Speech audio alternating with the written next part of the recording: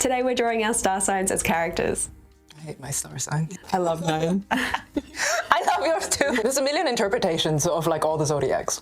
Every artist has drawn their own star sign in some way or form. I definitely have. So to make it a little bit more interesting, we are going to be incorporating all the star signs, all the astrology, all the stars. So as well as Western zodiacs, we're also using our Chinese zodiac. Not only the animal, but also like the element as well, because every year has its own element. Well, every 12-year cycle has its element. There are 5 elements in the Chinese.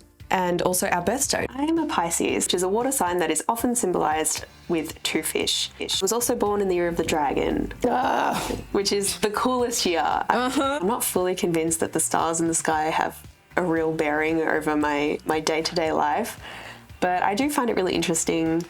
I love reading about it. I also think that there may be some truth in that people who were born around the same time can like have the same traits or the same sort of upbringing, I guess. But then again, I don't think it's the stars that are doing that. Yeah, it's probably more like the climate or the hay fever. Yeah, exactly. Stuff like that. So to start my water dragon, like I could have gone in so many different ways. There's like so many fish in the ocean that I could have based my design off of. Pun intended. Literally, a lot of fish in the sea. But I knew that Pisces are the most psychic, empathetic, and compassionate creatures of the astrological wheel. Are you, Alicia? Are you? I don't know. So I wanted to go with something really like whimsical and gentle and calm that sort of embodies the Pisces. I decided to go with this really long, twisting, curvy body shape, which kind of reminds me of a dragon, but also kind of reminds me of like an eel or something. So I was definitely getting eel vibes. And I figured if I just added a bunch of fins on this character as well, then it would be fishy enough to be a fish dragon. Yep. I was tossing up between like dolphin wings or whale, not wings. Dolphin wings. Dolphins don't have wings. I was tossing up between dolphin fins or whale fins, but then I realized they aren't fish. So I decided to stick to your generic fish fins. And it sort of ended up looking a little bit like one of those leafy sea dragons. My default was to go with blue because Pisces is a water sign and people associate water with blue. But also my birthstone is an aquamarine, which literally just means like blue water. So yeah, aqua means water, marine means water, so it's just water. Water. Yeah, so I feel like blue was kind of an obvious choice. Also, Pisces' ruling planet is Neptune, which is a blue planet. So I was like, well, obviously I'm going to go with blue. I started with that, and then I remembered that my Chinese zodiac is actually the golden dragon. I tried to sort of incorporate a little bit of gold into that as well with like a few spots and patches. But later I realized that wasn't really enough, and I decided to go a completely different direction. Obviously, because this is a water dragon, it has to be in the water, because Pisces is a water sign. I also thought that this pose was like perfect for being underwater because it kind of just looked like he was like poking his head up like over the sea level and like looking up at someone. So I thought that was really fitting. But then I realized he was kind of just looking at nothing. Like it felt a little bit empty. I was thinking about adding like a butterfly or like a fish hook or something. Oh no, not a fish hook. I know, just something for him to engage with. Yeah. So I went back to my Pisces research and I remember that Pisces actually involves 2 fish. It has a duality to it. And these 2 fish represent like fantasy and reality.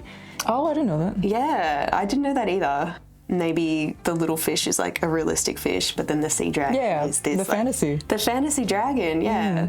So it just looks like a before and after evolved Pokemon. Yeah, exactly. Without the second fish, the eye kind of gets shot off the page because he's looking up and then there's nothing in that top right corner to catch the viewer's eye. Yeah. But by putting that fish, especially at that curve where it's like jumping back in, like it just creates that loop and keeps bringing your attention back to the focal point. So that was a brilliant choice. Yeah, thank you. It kind of resembles the Pisces symbol as well with like 2 fish sort of swimming in opposite directions. So I thought this is a more fun way to sort of represent that. I think it's much more clearly Pisces now that it's got the second fish. Yeah, thank you. I found this quote that says, with such immense sensitivity, Pisces can easily become swallowed by emotions and must remember to stay grounded in the material realm. And I thought that was really interesting. One, because like the big fish kind of looks like it's about to eat the little fish. And also because it's funny how Pisces must remember to stay grounded, but this Pisces is in the water. Just, you know, keep on swimming, but also stay grounded as well. Yeah.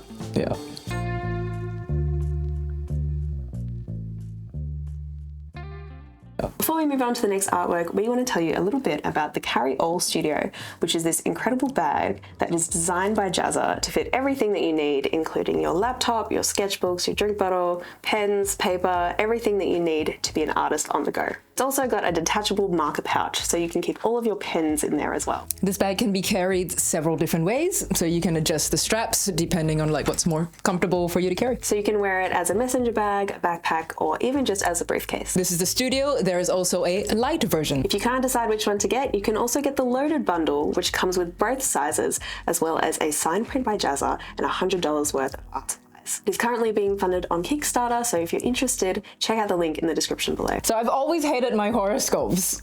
Like, of all the cool animals, you got 12 animals in the Chinese zodiac, and I have to be a monkey.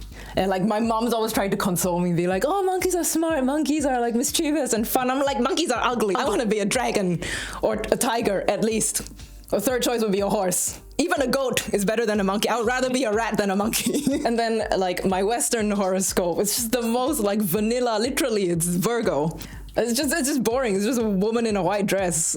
And then I started looking at birthstones and I was like, come on, give me something good. And then it was just like bright green, which is completely not my vibe. Like, not a fan of bright green? Oh, it's a beautiful color. Like the peridot stone is actually a really nice stone, but it's just not me. Yeah. Like I should be a dragon that is like black and gold and purple. The only redeeming factor here was the fact that I'm a water monkey. I had to lean into it and just like fine, I'm a monkey, Virgo, green, whatever, I'm gonna own it. Well, the biggest challenge, honestly, was trying to incorporate Virgo in any meaningful sense, because she's just this woman in like a white Greek style robe usually. However, I realized that what she has is that vibe. It's that celestial, serene vibe. Like she's very ethereal. Yeah. So combining that vibe with a monkey, I just started getting a picture in my head of like water bending and martial arts. Once I got that concept, I felt a little bit better about my horoscopes. Virgos are actually perfectionists, apparently. So I think it's quite fitting that your character is very diligent about their water bending. Fine. Yes, I'll take that. I wanted this monkey creature to be recognizably me. And so I think the key characteristics are like long straight black hair and black turtleneck. Yeah. Maybe like slightly tan skin. That's about it.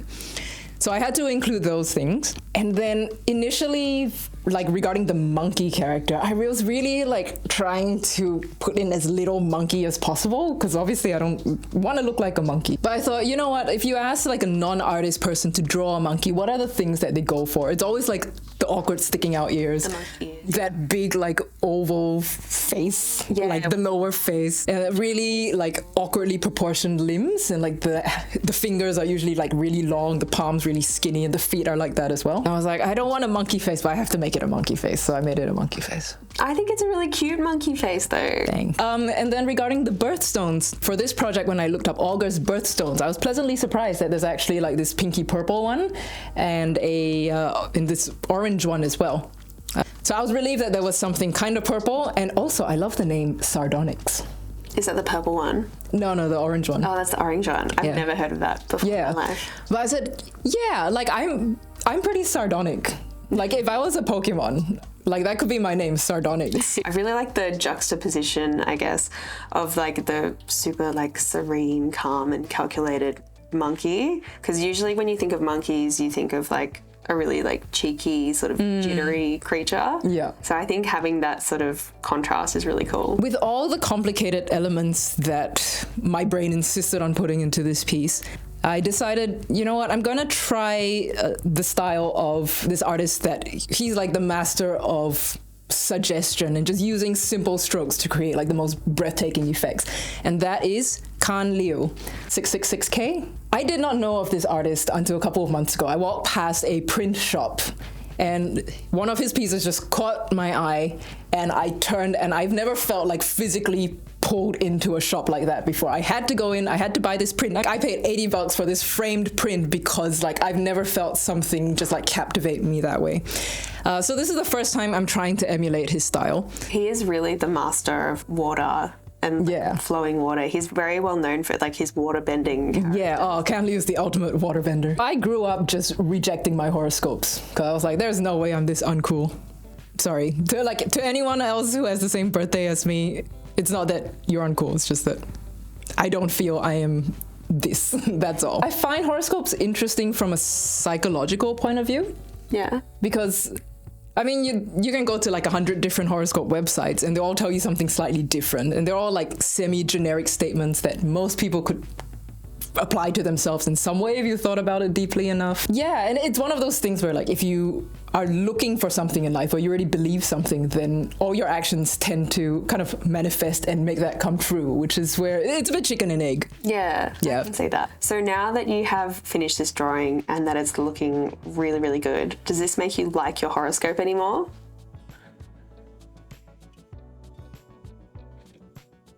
No? Look how hairy my arms are. Look how bulgy my face is, and look how much my ears stick out. I think it actually does kind of, not to say that you look like a monkey. What were you going to say? It's the long hair. The long hair really does remind me. She's got the same hair as you. I actually included an Easter egg, see if you can spot it, which tells you the exact date of my birthday. So if you think you've figured it out, let me know in the comments.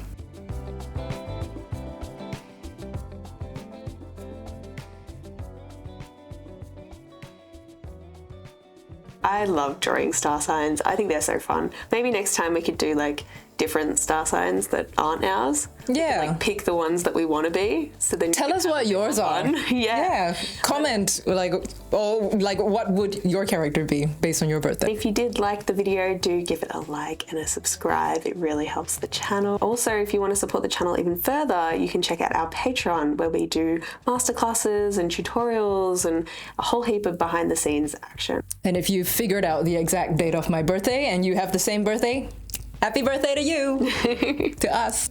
If you want to learn more about us artists and the community here at Insert Art, then you can check out our Discord as well.